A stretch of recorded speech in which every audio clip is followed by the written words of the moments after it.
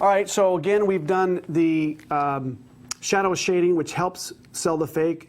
There's another thing that I do that really, I think, makes all the difference in the world in terms of selling the fake. I call it selling the fake. The fake is that you've got a subject that really wasn't there in that background.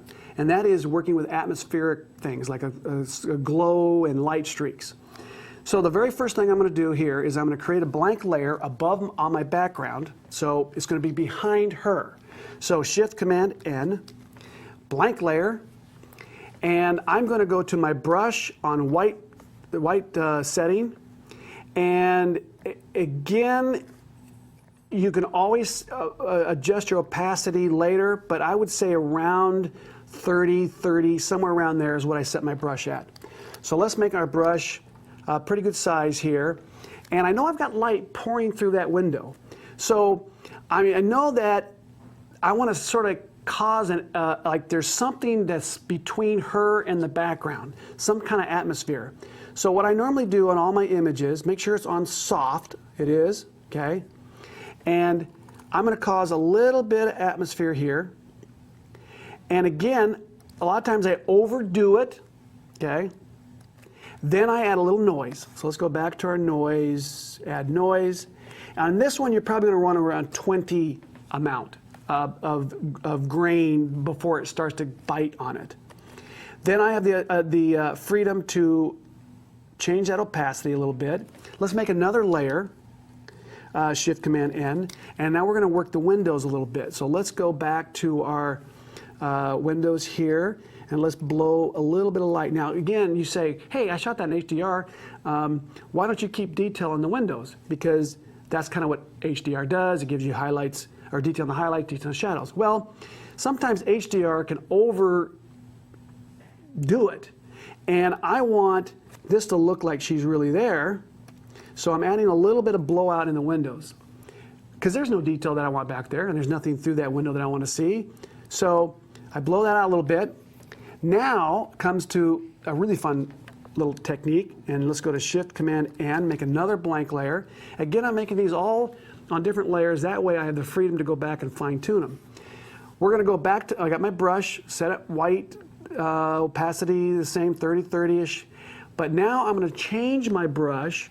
So I'm going to go to Windows, Brush Presets, very critical, and I'm on a Wacom tablet.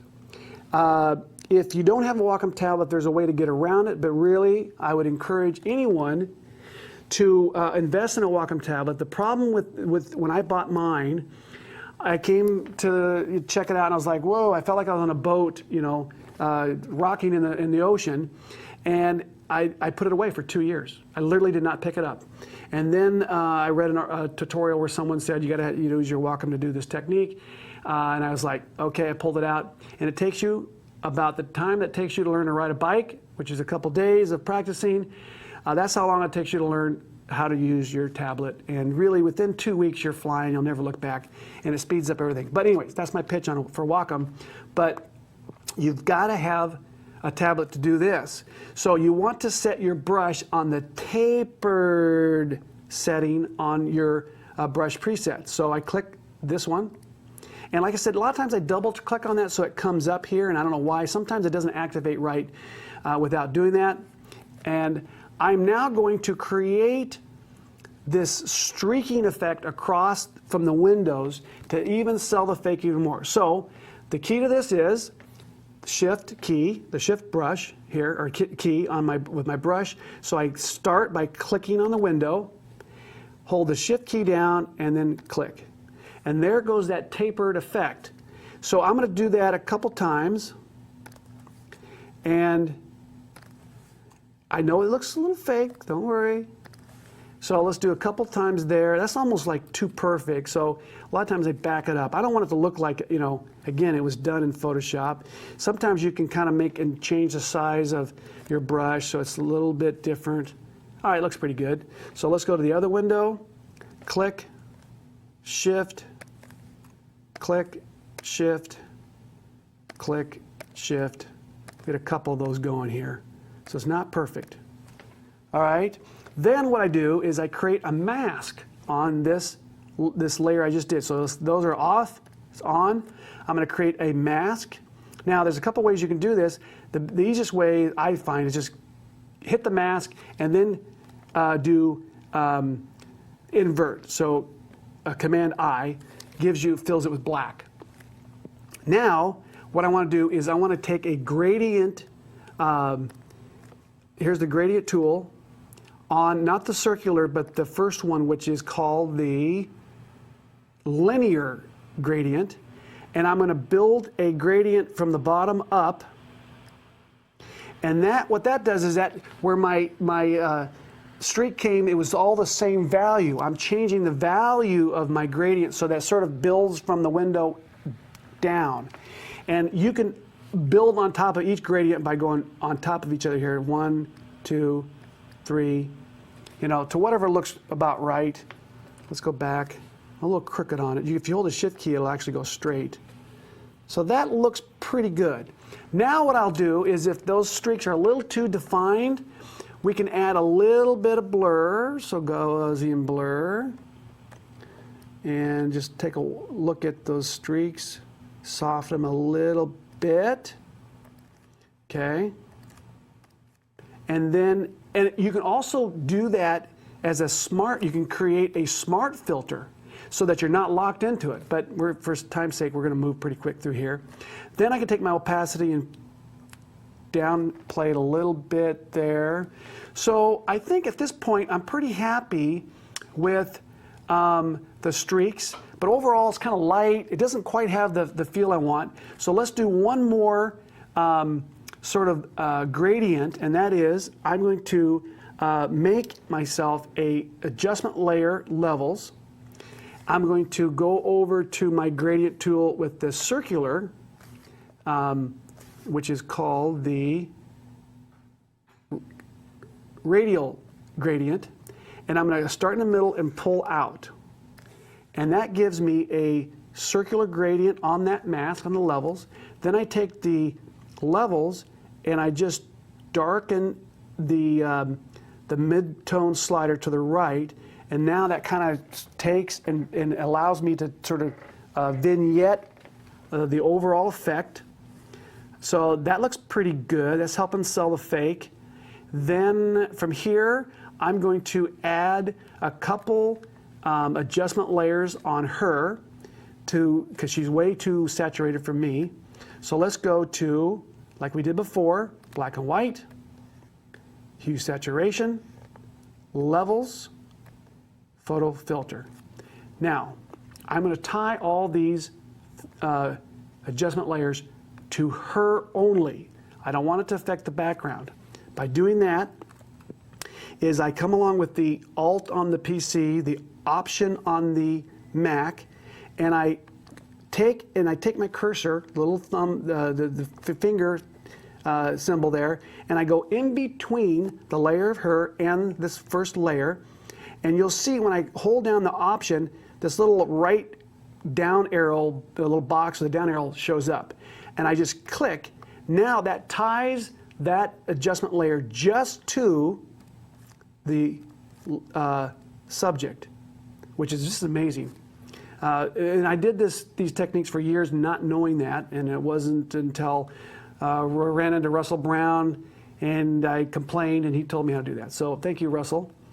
So let's go to the black and white. We're going to set the blending mode to soft light. Let's take our opacity to about 10-20%. We're going to go to the hue saturation. Remember, I take and I desaturate my subjects, especially the reds and the yellows. And I'm going to do my levels. Let's darken her just a little bit. Punch the highlights just a touch. Okay. And then photo filter. Let's see. We're going to take it off. Let's see what happens when I take it off. Whoops, that's the wrong one. Maybe warm her up a little bit. And then I'm going to go down here and I'm going to do the same thing on the background. A little too red for me. So let's go to hue saturation. Let's take it down. Pull the reds out a little bit, the yellows out a little bit. Starting to come together. Levels wise, looks pretty good. I think I'm ready to go, and I'm going to show you one last thing before I say we're good to go on this. I'm going to use a Nik software detail enhancer. It's a really cool little trick. Again, you don't want to overuse it, but I'm going to make a snapshot of this because I don't want to flatten this at this point, because I may go back, especially the next morning you wake up and you look at your image and you go, oh my gosh, what did I do? So a Shift, Option, Command E, snapshots the whole thing. We're going to go to Filters, Nik Software, Color Effects Pro. And this is one of my favorite filters they have. I have my contrast. Again, this is something that you're going to have to make a judgment call on, because I see that most people overuse this. The thing that I do here is I notice that I look at my effect here, it looks great, then I go and save it, or I say okay, and then it looks like it's a little too much in Photoshop. So, but that's okay, because I have the ability to do my adjustment layer, or my opacity on that layer. So I have my detail is about 21, contrast 26, saturation, I don't want to saturate it, so I leave it at, usually in the minus range a little bit. I'm going to say okay. Let's take a look at it, and then make an evaluation. And I think this looks absolutely amazing. And of course, Crystal looks great. She's a great model. Very happy. So yeah, that was way too much for me. So I'm going to take my opacity down a little bit here. And at this point, I might say, you know what? It's a little too saturated still for me. I'm going to pull the saturation out just a little bit, and I can add on top of that. But there you have it. Crystal never knew she was going to be in San Francisco. And so that concludes my class. Thank you guys for being a part of that. I have other classes on Kelby training that I've done in the past, especially the compositing one, which I think that you would want to go through. I did one on lighting on sports figures outdoors. We went, shot some backgrounds in a soccer field and things like that. So you can also find me at joelgrimes.com. Lots of images there. Pour through those, take a look at those. And again, thank you for being a part of this lesson.